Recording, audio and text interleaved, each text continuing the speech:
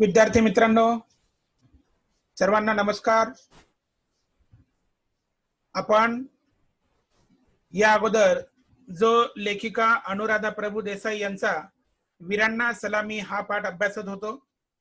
या पाठाचे आतापर्यंत आपण 4 भाग अभ्यासलेले आहेत आणि या पाठाचा उर्वरित जो भाग आहे तो आज आपण अभ्यासणार आहोत। तर चला आपण सुरुवात करूया पाठाला। वीरांना सलामी, लेखिका अनुराधा प्रभुदेसाई। पुन्हा एकदा तुमचं या पाठामध्ये सहर्ष स्वागत। आपण मागच्या तासाला या उतार्यापर्यंत आलो होतो। लेखिका अनुराधा प्रभुदेसाई असं सांगतात, TCP म्हणजेच ट्रॅफिक चेक पोस्ट, TCP। या ट्रॅफिक चेक पोस्ट वरती ते सर्वजण त्यांच्या सहकार्यासह पोहोचलेले आहेत। भीती आणि थंडीमुळे थरथरणाऱ्या आम्हाला, म्हणजे यांना एकतर भीती होती की आपल्याशी कोण काय बोलेल आणि इतक्या रात्री 10-10:30 वाजता आपण जायचं, सैनिकांच्या त्या ट्रॅफिक चेक पोस्ट वरती जायचं आणि आपल्याला कशा प्रकारे वागणूक मिळेल, कशा प्रकारे त्यांचं वर्तन असेल ही त्यांच्या मनामध्ये भीती होतीच। आणि थंडी, हाडं गोठवणारी थंडी, त्यांचे सर्वांचे हात थरथर थरथर थंडीने हात कापत होते किंवा थरथरत होते। आणि मग मात्र त्यांना जो काही अनुभव आला तो फार एक वेगळाच होता। तो कोणता अनुभव बघा। या लेखिका आणि त्यांचे जे काही सर्व सहकारी आहेत यांना सैनिकांनी गरम पाणी देऊन त्यांचं स्वागत केलेलं आहे। रात्रीचे 10:30 वाजले होते आणि खूप खटपटीनंतर, म्हणजे खूप प्रयत्न केल्यानंतर कर्नलना फोन लागला आणि समोरून आवाज आला। आता हे कर्नल कोण? कर्नल झा यांना फोन केला आणि खूप प्रयत्न केल्यानंतर त्यांचा फोन लागला आणि समोरून आवाज आला, अरे कैसे हो आप? मी तुमच्याच फोनची वाट पाहत होतो। चिंता करू नका, माझा एक बंदा येईल, तुमची त्या युनिट मध्ये राहायची सोय होईल, तुम्ही आहात तेथेच राहा। माझा एक विश्वासू सैनिक बंदा तुमच्याकडे येईल आणि तुमची सर्व राहण्याची त्याच युनिट मध्ये सर्व व्यवस्था करेल आणि मी तुमच्याशी उद्या संपर्क करतो। मी तुम्हाला उद्या भेटतो, तेव्हा आजची रात्र तुम्ही त्याच युनिट मध्ये काढा, तुमची सगळी व्यवस्था होईल, सोय होईल। अशा प्रकारे कर्नलनी लेखिकेला एक धीर दिलेला आहे।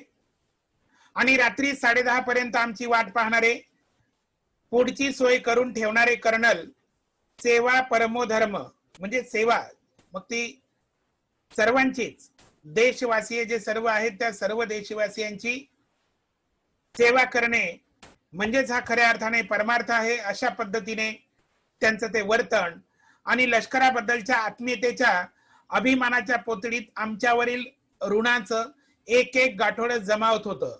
म्हणजे वास्तविक पाहता हे ऋणांचे एक एक गाठोडं जमावत होतं म्हणजे काय की हे जे सैनिक आणि जे काही कर्नल वगैरे जे आहेत, हे सर्व आर्मीचे, मिलिटरीचे जे लोक आहेत, यांचं दैनंदिन काम त्या देशाची सीमा आणि त्याचं संरक्षण अगदी डोळ्यात तेल घालून प्राणपणाने तळहातावर सिर घेऊन करत असलेले ते सीमेचं रक्षण, आणि त्याच बरोबर हे त्यांना जे काही भारतवासीय जे कोणी आहेत हे भेटायला गेलेले आहेत, लेखिका आणि त्यांचे सहकारी, आणि त्याही वेळी मात्र आपल्या कर्तव्यात कसूर न करता आलेल्या पाहुण्यांचं यथेच्छ स्वागत करायचं आणि त्यांना अतिथी आपल्याकडे आलेले आहेत आणि त्याचं आतिथ्य करायचं। हे भारतीय संस्कृतीच एक विलक्षण अशी आहे आणि संस्कारित असं म्हटलं तरी चालेल। आणि सेवा परमधर्म आहे, लष्कराबद्दलच्या आत्मीयतेच्या अभिमानांच्या पोतडीत आमच्यावरील ऋणांचे एक एक गाठोडं जमावत होतं। म्हणजे ते खऱ्या अर्थाने आमच्यावरती ते उपकारच करीत होते आणि आता हे ऋण कसं फेडावं हे मात्र काही सुचत नव्हतं। गालावरती वाहणाऱ्या अश्रूंच्या माळा, आता गालावरती वाहणाऱ्या अश्रूंच्या माळा, की ह्या अश्रूंच्या माळा कोणत्या आहेत बरं? मग ती भीती वाटली म्हणून यांना रडू येत होतं का? नावे, नक्कीच नाही. तर हे त्यांना जे गालावरून ओघळणारे त्यांच्या अश्रू आहेत, हे खऱ्या अर्थाने आनंद अश्रूच आहेत. का आनंद अश्रू आहेत असं म्हटलं जातं? कारण की रात्री 10:30 वाजता हे सर्व सैनिक त्यांची सर्व काय करतात, व्यवस्था करतात आणि अगदी अदबपणे त्यांची विचारपूस केली जाते. आपलेपणाने सर्व त्यांना वागवलं जातं आणि जे काही त्यांच्याविषयी आदर आणि प्रेम आहे हे मात्र तिथे खूप चांगल्या प्रकारे प्रदर्शित होतं. आणि म्हणून लेखिका असं म्हणतात, वाहणाऱ्या अश्रूंच्या माळा एका क्षणात हिरे जडित झाल्या. असं वाटलं की ते वाहणारे अश्रू नव्हेत, तर त्या अश्रूचा प्रत्येक थेंब हिरा आहे आणि पूर्ण या हिऱ्यांच्या माळाच जणू काय त्या वाहत आहेत आणि त्या हिरे जडित झालेले आहेत. जेव्हा समोर उंच दणकट मेजर आकाश, या कर्नल साहेबांनी जो त्यांचा बंदा पाठवलेला होता त्यांचं नाव मेजर आकाश, या मेजर आकाशनी हसत मुखानं सामोरा आला आणि म्हणाला, म्हणजे या सर्वांचं मेजर आकाश यांनी हसत मुखाने स्वागत केलेलं आहे आणि म्हणतायत, या माझ्या मागोमाग या. लेखिका म्हणतायत, का, कसे आणि कुठे हा प्रश्न विचारण्याची काही गरजच नव्हती. कारण की त्यांना जो काय अनुभव होता कर्नल झॅनचा, त्यांनी तो दूत म्हणून पाठवलेला होता आणि म्हणून त्यांनी कुठल्या प्रकारची शंका किंवा कुठल्या प्रकारचे प्रश्न उपस्थित करता सरळ त्या मेजर आकाश यांच्या गाडीच्या पाठीमागे त्या निघालेल्या आहेत. फक्त त्यांच्या गाडीच्या मागून अंधारात मागोमाग जायचं होतं. एखादी मर्दुमकी गाजून, एखादा पराक्रम गाजविलेला आहे, एखादं रणांगण गाजविलेलं आहे, अशाच आविर्भावात आणि एखादी मर्दुमकी गाजवून आलेल्या योद्ध्याप्रमाणे युनिट मधील 8-10 जणांनी आमचं जोरकं स्वागत केलं. असं वाटतं की आम्ही कुठलं तरी रणांगण जिंकलेलं आहे आणि असा शौर्य दाखवलेलं आहे, साहस दाखवलेला आहे, धाडस दाखवलेलं आहे आणि पराक्रम गाजविलेला आहे, असं ज्या योद्ध्याचं स्वागत होतं त्याचप्रमाणे आमचंही स्वागत करण्यात आलं. आणि ते ज्या युनिट मध्ये जे काही 8-10 सैनिक होते त्या सैनिकांनी आमचं स्वागत केलं. आधी आम्हा 36 जणांना, किती लोक होते एकूण? 36 जण.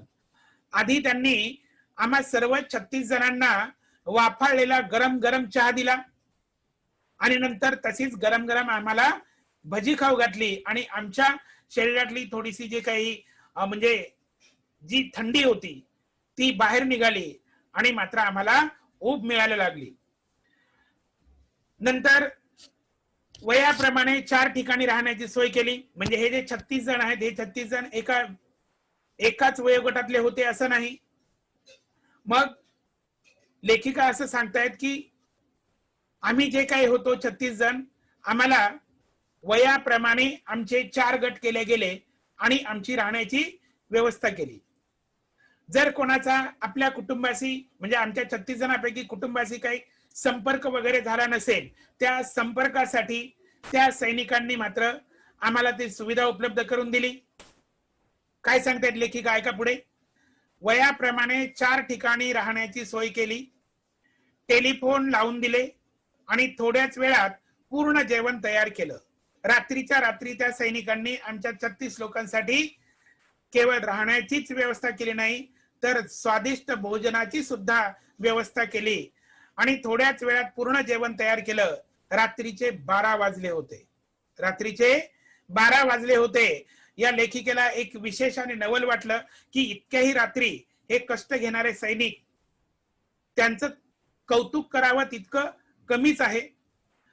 मग त्या सैनिकांमधून असा हुंकार आला, असं ऐकायला आलं. काय म्हणतात ते सैनिक? आप हमें मिलने के लिए इतनी दूर से मुंबई से आते हो, हमें भी आपके लिए कुछ करने का मौका दीजिए. तुम्ही इतक्या दूरून मुंबईवरून आमच्यासाठी येता, भेटायला येता आणि बरोबर रक्षाबंधनाला तुम्ही येता, रक्षाबंधन करता आमचा जो आनंद आहे तो द्विगुणित करता. आम्हाला तुम्ही रक्षाबंधन केल्यानंतर असं वाटतच नाही की आम्ही सीमेचं रक्षण करतो आहोत आणि आम्ही एकटे आहोत. असं वाटतं की आमचेच नातेवाईक कोणीतरी आम्हाला काय होतात, भेटायला येतात आणि अशा प्रकारे ते सर्व जे सैनिक आहेत ते सैनिक ते आपल्या भावना व्यक्त करतात. आणि काय म्हणतात, आप हमें मिलने के लिए इतनी दूर से आते हो, मुंबई से आते हो, हमें भी आपके लिए कुछ करने का मौका तो दीजिए. सगळेजण कामकरी मुंगी सारखे झपाझप काम करत होते. कामकरी मुंगी सारखे म्हणजे मुंगी ही कधीच एका ठिकाणी स्वस्त बसलेली आपल्या निदर्शनास येते का? नाही. ती सतत धावत राहते, सतत धावत राहते आणि त्यांची एक विशेष शिस्त असते. एखादी मुंगी जर त्या विशिष्ट मार्गावरून जात असेल तर दुसरी मुंगी बरोबर तिच्या मागेच जाते. असं त्या रांगा वगैरे तोडून जात नाही. सांगण्याचं तात्पर्य काय की इथे हे जे सर्व काही सैनिक आहेत, हे सैनिक आपली शिस्त पाळून सर्वच्या सर्वजण कामाला लागले होते. कोणत्या कामाला लागले होते की आम्ही जे काही, लेखिका सांगतात, आम्ही जे काही 36 जण होतो, या 36 जणांची राहण्याची खाण्याची सगळी व्यवस्था त्यांना करायची होती. आणि म्हणून लेखिका असं म्हणतात, कामकरी मुंगीसारखे झपाझप काम करत होते. कसे? प्रसन्न उमद्या चेहऱ्यानं. असं काही क्रोध, तिरस्कार, राग वगैरे असं काय नव्हतं. प्रसन्नता की बाबा आमचेच कोणीतरी आमच्यासाठी भेटायला आलेत, आम्हाला आनंद वाटण्यासाठी आलेत, आमची विचारपूस करण्यासाठी आलेत, आम्हाला काहीतरी देण्यासाठी आलेले आहेत. आणि अशा प्रकारे या अतिथींचं आपण आतिथ्य स्वागत खूप चांगल्या प्रकारे केलं पाहिजे. हा त्यांच्या चेहऱ्यावरती आनंद ओसंडून वाहत होता. म्हणून लेखिका असं म्हणतात, प्रसन्न उमद्या चेहऱ्यानं अत्यंतिक काव्यग्रतेत केलेलं आमचे आतिथ्य ठाई माझ्या शहरातील आत्मकेंद्री आणि संकुचित आयुष्याला धक्का पोचवत होतं. आपलं घरदार सोडून हजारो किलोमीटर वरती भारत भूमीचे सुपुत्र सैनिक, वीर जवान रात्रंदिवस आपल्या भारत देशाच्या सीमेचं रक्षण करतात. आणि हे करत असताना आम्ही गेल्यानंतर त्यांना एक विशेष उत्साह आला आणि त्यांनी आमचं जे काय आतिथ्य केलं ते पाहून असं वाटलं की आपण मुंबई सारख्या ठिकाणी इमारतीमध्ये जे काय ब्लॉक सिस्टम आहे, आपल्या ब्लॉक मध्ये काय झालं घडलं ते इतरांना कळत नाही, इतरांच्या घरामध्ये काय घडलं तेही कळत नाही. आपण जर पहिल्या मजल्यावर राहत असू तर खालच्या मजल्यावरती काय झालं हेही कळत नाही, वरच्या दुसऱ्या मजल्यावर काय झालं हेही कळत नाही. ही सगळी संकुचित वृत्ती, ही आत्मकेंद्री करणारी वृत्ती, आम्ही फक्त आमच्या पुरता विचार करतो, ही जी काही वाईट वृत्ती आहे ही मात्र क्षणाक्षणाला लेखिकेला जाणवत होती. का जाणवत होती? कारण की या सीमेवरती रक्षण करणारे हे वीर पुरुष सैनिक, या वीर पुरुषांनी, सैनिकांनी, या जवानांनी ही लेखिका आणि लेखिकेचे इतर 36 जण जे काही आलेले आहेत साथीदार, यांचं इतकं चांगल्या प्रकारे स्वागत केलं आणि त्यांची इतकी चांगल्या प्रकारे व्यवस्था केली. कुठल्याही प्रकारचा अहंकार, मीपणा न दाखवता आम्ही जसे त्यांचे एकदम असे सख्खे सोयरे आहोत, नातलग आहोत, त्यांचेच कोणीतरी कौटुंबिक मेंबर आहोत, अशा पद्धतीने आम्हाला त्यांनी वागणूक दिली. आणि हे बघून किंवा हे पाहून असं वाटलं की आपण शहरामध्ये कशा प्रकारे वागतो. आणि हे जे काही वागणं आहे हे खऱ्या अर्थाने कसं आहे, आत्मकेंद्री करणारं आणि संकुचित फक्त आपल्या पुरता विचार करायचा, बाकीचं काही घेणं देणं नाही, फक्त अंगठ्यापुरता विचार, अंगठ्याजवळचा विचार. संकुचित आयुष्याला धक्का पोहोचत होता. स्वयं मधून कोहम असा निनाद उमटत होता. निनाद, आवाज काय होता? स्वहम मधून कोहम. आता इथे लेखिकेने भगवद्गीतेतील सगळ्यात महत्वाचं जे एक श्लोक वगैरे आहे त्याचं इथे उदाहरण दिलेलं आहे. असं म्हटलं जातं, मूल जेव्हा जन्माला येतं आणि मध्ये जन्माला आल्यानंतर काही वेळात ते म्हणे रडायला लागतं. आणि तेव्हा जे रडायला लागतं ना, तेव्हा रडत असताना म्हणे ते क्याहा क्याहा वरून काहीतरी ओरडत असतं. मग याचा अर्थ ते विचारतं म्हणे कोहम, म्हणजे मी कोण आहे, मी कोण आहे. आणि मग आपल्या पवित्र ग्रंथानुसार, भगवद्गीतेनुसार, की श्रीकृष्णाने सांगितलेलं आहे की आत्मा आणि परमात्मा एकच आहे. या सृष्टीच्या चराचरामध्ये प्रत्येक ईश्वराचा अंश आहे. सृष्टीच्या प्रत्येक या कणाकणामध्ये ईश्वर आहे आणि ईश्वराचं अस्तित्व आहे. आणि तू ज्या जन्माला आलेला आहेस, तू दुसरा तिसरा कोणी नसून तो स्वयं आहे, सोहम आहे. म्हणजे मीच म्हणजे तूच आणि तूच म्हणजे मी आहे. आत्मा आणि परमात्मा एक आहे. आणि इथे खऱ्या अर्थाने लेखिकेला असं वाटतं की या सैनिकांनी तो धागा इथे काय केलेला आहे, गुंफलेला आहे. स्वयं मधून कोहम असा निनाद उमटत होता. लेखिका पुढे असं सांगतात, अनुराधा प्रभुदेसाई, लेह आणि 14 कोर हे आमच्यासाठी एक समीकरणच बनलं होतं. का समीकरण बनलं होतं? कारण की लेखिका जे 1999 ला झालेलं कारगिल युद्ध आहे, या कारगिल भूमीवरती त्यांनी जो काही संकल्प केलेला आहे 2004 साली आलेल्या आहेत त्या पर्यटनासाठी. आणि पर्यटक म्हणून आलेल्या ह्या ज्या काही लेखिका आणि त्यांच्या बरोबर जे काही समूह आहेत त्यांचे सहकारी, यांनी असा तिथे संकल्प केलेला आहे, निश्चय केलेला आहे की 2004 वर्षापासून पुढील 5 वर्ष आम्ही सतत या भूमीवरती येऊ आणि वीरांना सलामी देऊ. म्हणून लेखिका असं म्हणतात, लेह आणि 14 कोर हे आमच्यासाठी एक समीकरणच बनलं होतं. कारण की हे आता त्यांच्या परिचयाचं झालं होतं. तिथूनच वेगवेगळ्या रेजिमेंटला जाण्याची परवानगी मिळत होती. कारण की लेह मध्ये काय होतं, या सर्व रेजिमेंटचं काय होतं, हेडक्वार्टर होतं. काय होतं, हेडक्वार्टर होतं, म्हणजे मुख्यालय होतं. तिथूनच वेगवेगळ्या रेजिमेंटला जाण्याची परवानगी मिळत होती. 2007 साली नवीन कर्नल असतील याचा अंदाज जे या अगोदर म्हणजे 2007 पूर्वी जे काही कर्नल होते, कर्नल झा यांनी लेखिकेला असा सल्ला दिला होता आणि माहिती सांगितलेली होती की कदाचित मी 2007 साली मी तुमचं स्वागत करण्यासाठी येथे नसेन, दुसरेच कोणीतरी इथे कर्नल आलेले असतील. आणि 2007 साली नवीन कर्नल असतील याचा अंदाज कर्नल झा यांनी दिला होताच. नवीन कर्नल आपल्याला समजून घेतील का, सहकार्य करतील का, अशा प्रकारचे प्रश्न लेखिकेच्या मनामध्ये निर्माण झालेले, उपस्थित झालेले आहेत.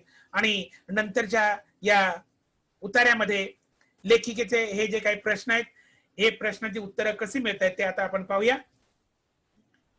आम्ही कर्नल साहेबांच्या कॅबिन पर्यंत पोहोचलो. कोणते कर्नल साहेब? कर्नल राणा, जे कर्नल झा यांच्या जागेवरती आलेले आहेत, त्यांचं नाव आहे कर्नल राणा. लेखिका असं म्हणतायत, अनुराधा प्रभुदेसाई, आम्ही कर्नल साहेबांच्या कॅबिन पर्यंत पोहोचलो. पाहतो तर काय, तीच कॅबिन, तीच खुर्ची, तशीच वर्दी, फक्त माणूस बदलला पण वृत्ती मात्र तीच.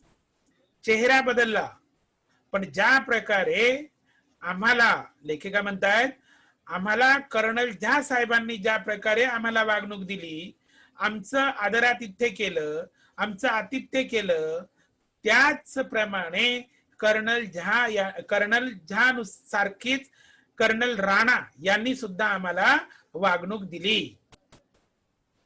कर्नल राणा, कर्नल झा यांनी आमच्याविषयी त्यांना आधीच सांगितलं होतं, त्यामुळे ते आमच्याशी अत्यंत आत्मीयतेने बोलत होते.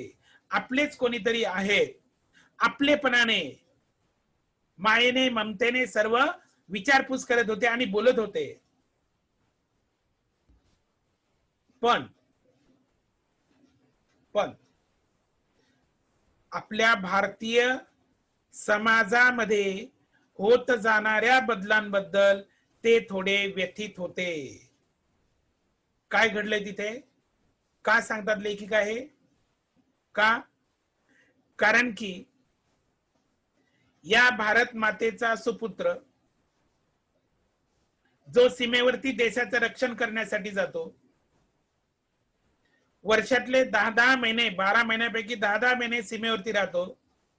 याही अगोदर आपण स्पष्ट केलं, ऊन, वारा, थंडी, पाऊस, बर्फ, कोणती परिस्थिती असेल त्या परिस्थितीमध्ये मात्र हा तिथे हिंदीमध्ये म्हटलं जातं ना, डट के खडा पहारा करते हैं, अशा प्रकारे ते पहारा देतात. पण त्यांच्याविषयी समाजामध्ये काय प्रतिमा आहे आपण बघूया.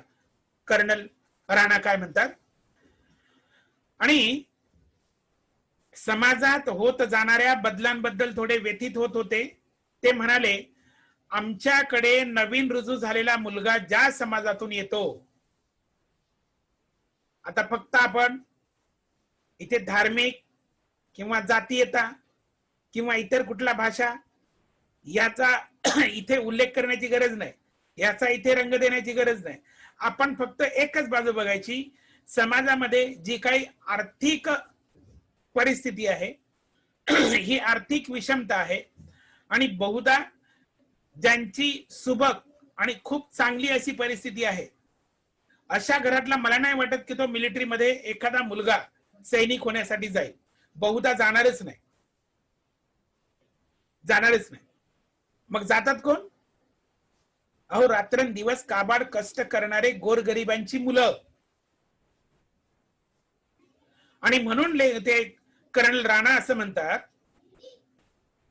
की आमच्याकडे नवीन रुजू झालेला मुलगा ज्या समाजातून येतो, तिथलं भावविश्व आणि इथलं वास्तव, प्रत्यक्षपणे जगत असलेले जीवन, या जमीन आसमानचा फरक आहे. किती अंतर आहे? जमीन आणि आसमान. कधी एकत्र येऊ शकत नाही, कधी त्यांचं अंतर मोजलं जाऊ शकत नाही, शक्यच नाही. आणि मग असंच आहे त्या सैनिकाच्या घरची परिस्थिती आणि इथली असणारी परिस्थिती, याच्यात मात्र खूप असं अंतर आहे, जमीन आसमानाचं अंतर आहे.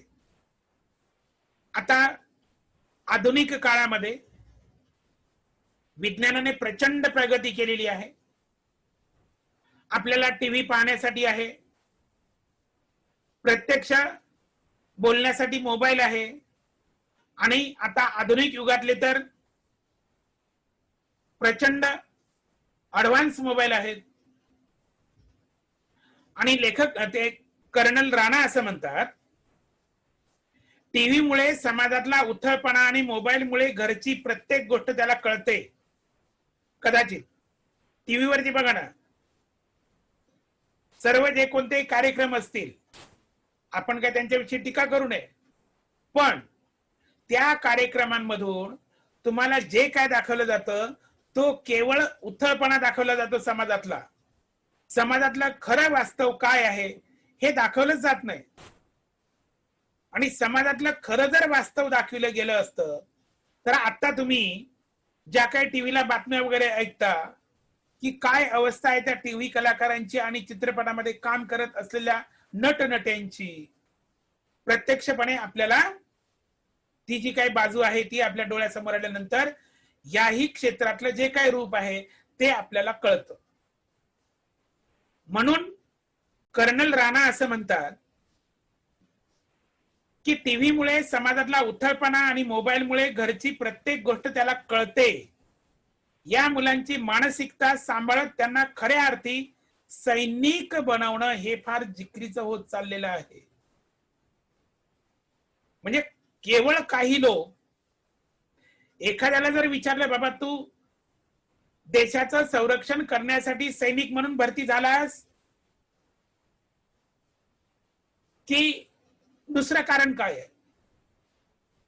100तले 99 लोक सांगतायत की समाजामध्ये भ्रष्टाचार इतका प्रचंड बोकाळलेला आहे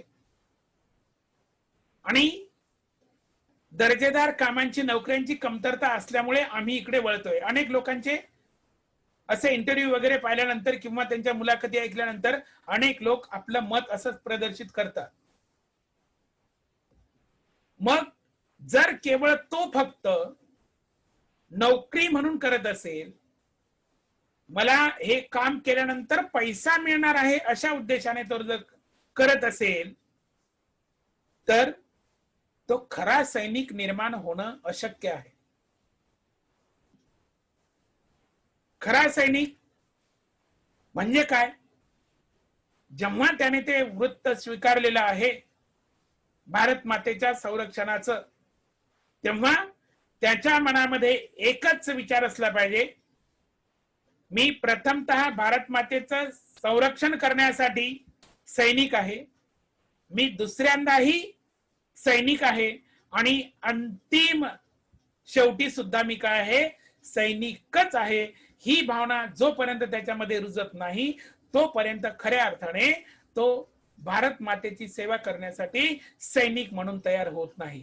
आणि हीच जी व्यथा आहे, ही कर्नल राणा यांनी लेखिका अनुराधा प्रभू देसाई यांच्या पुढे थोडक्यात व्यक्त केलेली आहे. मला फार आनंद होत आहे, कर्नल राणा असं म्हणतात, मला फार आनंद होत आहे की तुम्ही, म्हणजे लेखिकेला म्हणतायत की तुम्ही सैनिकांना समजून घ्यायला इथं येत असता, तुम्ही नेहमी येत जा. आम्हाला सैनिक नावाचा माणूस कळू लागला होता. आणि अशा प्रकारे कर्नल राणा जेव्हा असं म्हणतात की तुम्ही आल्याने आम्हाला खूप आनंद होतो, तुम्ही नेहमी येत चला,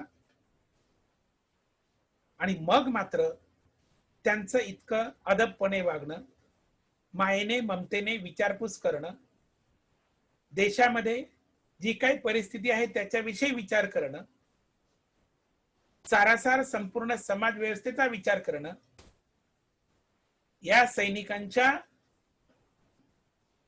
डोक्यामध्ये अनेक अशा प्रकारचे विचार सतत चालू असतात.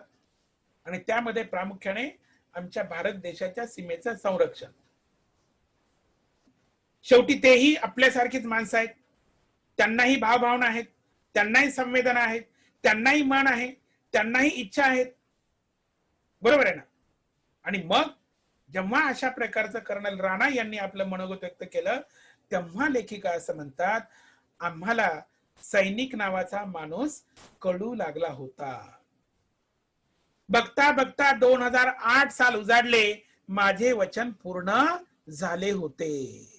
आणि लेखिका आता असं म्हणतात, मी जी काही प्रतिज्ञा केलेली होती, जो काही संकल्प केला होता, जे की मी वचन घेतलेलं होतं, कोणतं वचन होतं बरं, की मी 2004 वर्षापासून 2008, 2004, 2005, 2006, 2007, 2008 म्हणजे सतत 5 वर्ष मी या कारगिलच्या भूमीवर येऊन माझ्या भारत भूमीच्या सुपुत्रांना सलामी देईन, या वीरांना सलामी देईन. कितीही कठीण प्रसंग आला तरी चालेल, पण मी या भूमीवरती येणार म्हणजे येणारच, आणि सलामी देणारच, रक्षाबंधन हे करणारच. आज लेखिकेला 2008 साली 5 वर्ष पूर्ण होत आहेत, आणि त्या म्हणतात आता माझं वचन पूर्ण झालेलं आहे. लेखिका अनुराधा प्रभुदेसाई यांच्याच बरोबर असलेली एक मुलगी आहे, पर्यटक आहे, की जिचं नाव भाग्यश्री आहे. ती काय म्हणते ऐका. अनुमावशी, या आसमंतात एक सुगंध पसरला आहे, तुला जाणवतो आहे का? द्रास, कारगिल येथील युद्धात शहीद झालेल्या वीरांचं स्मारक, विजय स्तंभ, तोलोलिंगचा पहाड, या सर्व हृदयस्पर्शी वातावरणातून बाहेर पडल्यावर भारावलेल्या निशब्दतेचा भंग करत आमच्या बरोबर आलेली भाग्यश्री भाऊक होऊन उद्गारली. पुन्हा एकदा ऐका, काय म्हणाली ती भाऊक झालेली भाग्यश्री. अनुमावशी, या आसमंतात एक सुगंध पसरलेला आहे. कोणता सुगंध पसरलेला आहे हो? 1999 साली ज्या परकीय शत्रूंनी आमच्या भारत भूमीवरती पाय ठेवलेला होता, त्यावेळी मात्र आमच्या शूरवीर धैर्यवान पराक्रमी योद्ध्याने असं ठरवलं होतं की आमच्या भारत भूमीच्या 1 इंच जागेवर सुद्धा परकीयांचा पाय ठेवू देणार नाही. प्राण गेले तरी बेहत्तर, प्राणांची आहुती देऊन प्राणपणाला लावून आम्ही या देश रक्षण करेन, आम्ही या देशाच्या सीमेचं रक्षण करेन, अशी जेव्हा प्रतिज्ञा घेतली आणि हा सुगंध दरवळतो आहे, विजय उत्सवाचा सुगंध दरवळतो आहे.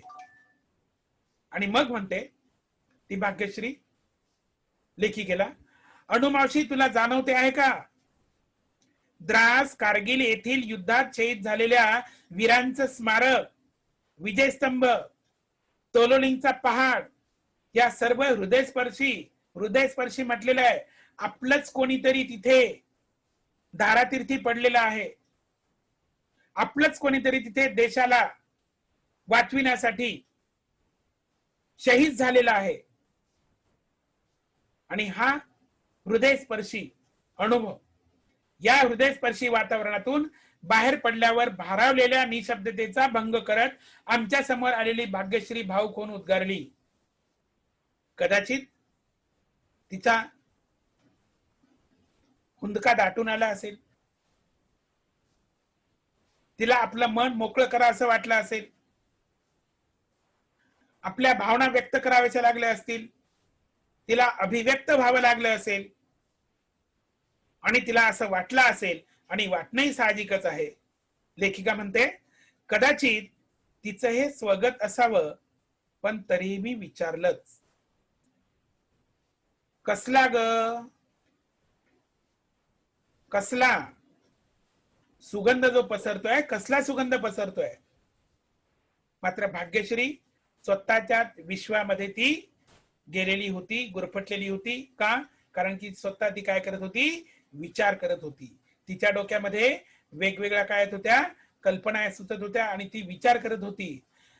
लेखिका म्हणतायत अनुराधा प्रभुदेसाई, भाग्यश्री जणू आमच्यात नव्हतीच, भाग्यश्री जणू आमच्यात नव्हतीच, तिचं स्वतःशी बोलणं चालूच होतं. अगं या वातावरणात भारतीयांचा सुगंध आहे, इथल्या प्रत्येक डोंगर माथा वीरश्रीचा साक्षीदार आहे, आणि इथल्या मातीच्या कणाकणात कारगिल युद्धाचा रोमांचकारी इतिहास आहे, आणि तो रोमारोमात जाणवतो आहे. लेखिकेने मात्र सांगितलं भाग्यश्रीला, अगं ह्या वातावरणात भारतीयत्वाचा सुगंध आहे. इथे कुठलं जात नाही, पंथ नाही, प्रदेश नाही, भाषा नाही, धर्म नाही, इथे फक्त भारत मातेचा सुपुत्र आहे, हे सगळ्यात महत्वाचं आहे. आणि हा सुगंध आहे, इथला प्रत्येक डोंगर माथा वीरश्रीचा साक्षीदार आहे. इथल्या हे जे काय सगळ्या ज्या तुला डोंगर रांगा दिसतात, उंच उंच शिखर दिसतात, त्या शिखरावरती चढून माझ्या भारत भूमीचं रक्षण करणारे माझे हे सैनिक, शूरवीर, सुपुत्र, हे अहोरात्र त्या डोंगराचा जो काही पायथ्यापासून त्या डोंगराच्या शिखरापर्यंत सतत सर करत राहिले, आणि शेवटी विजय ध्वज, माझा भारत भूमीचा राष्ट्रध्वज, भारत देशाचा राष्ट्रध्वज त्या टायगर हिल वरती फडकविला. आणि म्हणून इथे प्रत्येक डोंगर माथा वीरश्रीचा साक्षीदार आहे. इथल्या मातीच्या कणाकणात कारगिल युद्धाचा रोमांचकारी इतिहास आहे. जवळपास 800 सैनिकांना आपले प्राण देऊन या भारत भूमीचं संरक्षण करावं लागलं. जवळपास 800 सैनिक तिथे कामास आले, शहीद झाले,